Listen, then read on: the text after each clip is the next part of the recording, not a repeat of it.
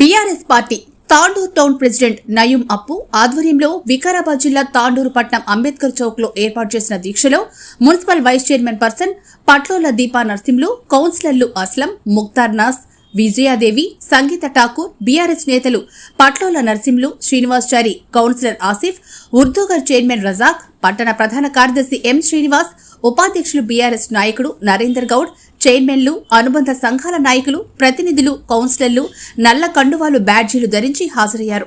ఈ సందర్భంగా పలువురు నేతలు మాట్లాడుతూ దేశంలో కేంద్ర ప్రభుత్వం ప్రజా వ్యతిరేక విధానాలకు పాల్పడుతోందని అన్నారు. ఎమ్మెల్యేల ఎర్రకుట్రను ఎమ్మెల్యే రోహిత్ రెడ్డి బయటపెట్టినందుకు కక్ష సాధింపులకు గురి చేస్తుందన్నారు. ఈడీ నోటీసులు అందించి బెదిరింపులు చేయడంపై ఆగ్రహం వ్యక్తం చేశారు. మా రోహిత్ రెడ్డి నిప్పులాంటి మనిషిని, ఎన్ని బెదిరింపులకు పాల్పడినా, ఈడీ నోటీసులతో భయపెట్టినా బెదిరేదే లేదని అన్నారు. తాండూరు ప్రజలు ఎల్లప్పుడూ బీఆర్ఎస్ పార్టీ వెంట ఉంటారని చెప్పారు.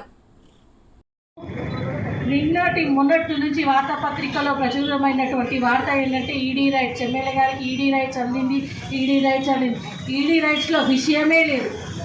నిజంగా చెప్పాలంటే అందులో విషయమే లేదు.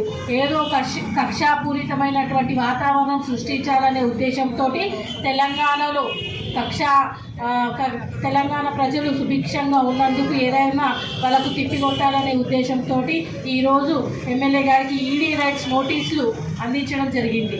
ఈ ఈడీ అనేది ముఖ్యంగా పరిశీలించుకున్నట్టయితే మనీ లాండరింగ్ సంబంధించినట్టు కానీ, ఇంకోటి ఇతర క్రిమినల్ కేసెస్ గురించి కానీ ఈ ఈడీ రైట్స్ అనేది నోటీస్ వస్తుంది. మన ఎమ్మెల్యే గారికి వచ్చిన నోటీస్ ఏంటంటే అకాడమిక్లో తప్పు రాసిన అంశం ఈడీలో వచ్చింది. నిజంగా దీన్ని చూస్తుంటే హాస్యాస్పదంగా ఉంది. ఒక ఈడీ రైట్కి వ్యవస్థను తన సొంత లబ్ధీల కోసం వాడుకున్నటువంటి బీజేపీ ప్రభుత్వాన్ని నిజంగా ఏమనుకోవాలో నిజంగా అర్థం కావట్లేదు. ఇటువంటి నిరసనలు మన తెలంగాణ ప్రజలందరూ మన బీజేపీ వాళ్ళని తిప్పికొట్టాలనే ఉద్దేశంతో ఈరోజు ఈ తాండూరు నియోజకవర్గంలో ఈ కార్యక్రమాన్ని చేపట్టడం జరిగింది.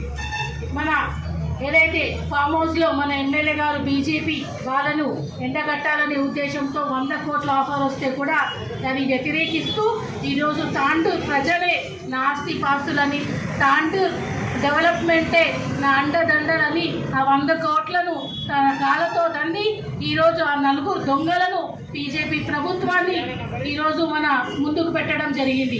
ఈ బీజేపీ ప్రభుత్వం ఏంటంటే ఒప్పుకున్నారా, అది కాంట్రాక్ట్లు ఇస్తారు, పైసలు ఇస్తారు, ఒప్పుకోలేదా ఈడీ రైట్స్ కానీ ఐడి రైట్స్ ఏవైనా పెట్టుకొని దేనికి లొంగేదే లేదు, దేనికి తగ్గేదే లేదని మన ఎమ్మెల్యే గారు సవాలు విసరడం జరిగింది.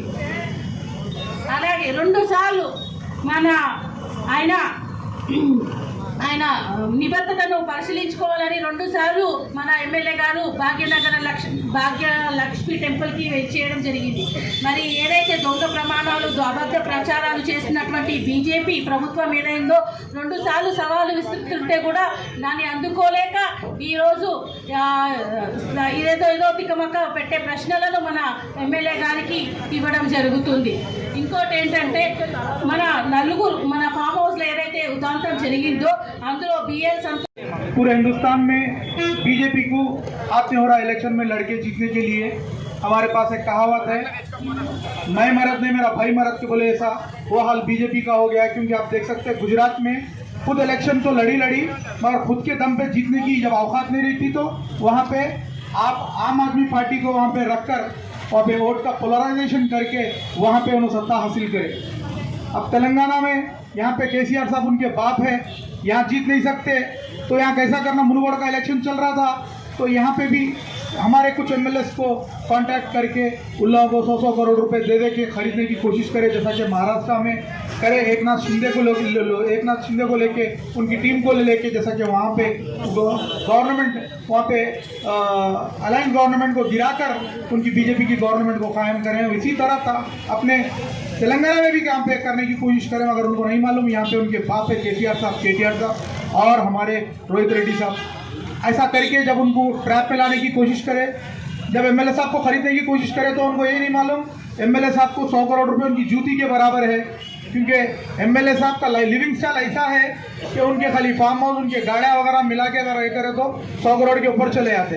उनकी जूती के नोक पे 100 करोड़ रुपए रख के बीजेपी वालों को उन लोगों को घुटने टिका दिए और उन लोगों को ट्रैप में लाके उन लोगों को पकड़ा दिए, जिसके नतीजे में उनके ऊपर गुस्सा रखकर आज ये बीजेपी वाले उनके ऊपर ईडी रेड्स करा रहे हैं। ये भी इसलिए करा रहे हैं क्योंकि ये जो बंडी गुंडी है ना, उन्हें क्या करा मालूम, यहाँ पे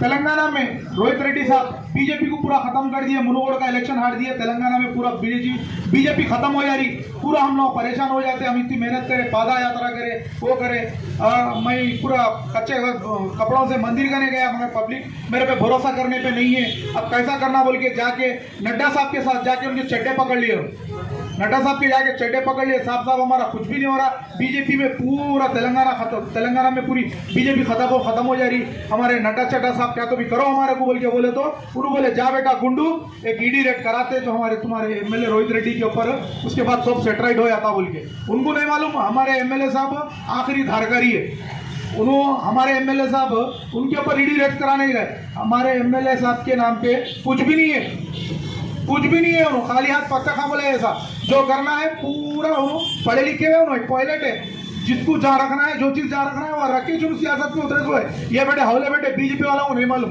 उन लोग हल्की हरकत कर लेते या तमाशे कर लेते, उन लोग है, इसलिए हम अब जब ईडी रेट क्या वो डाल के उनको बुलाए हुए हैं, अब हमारे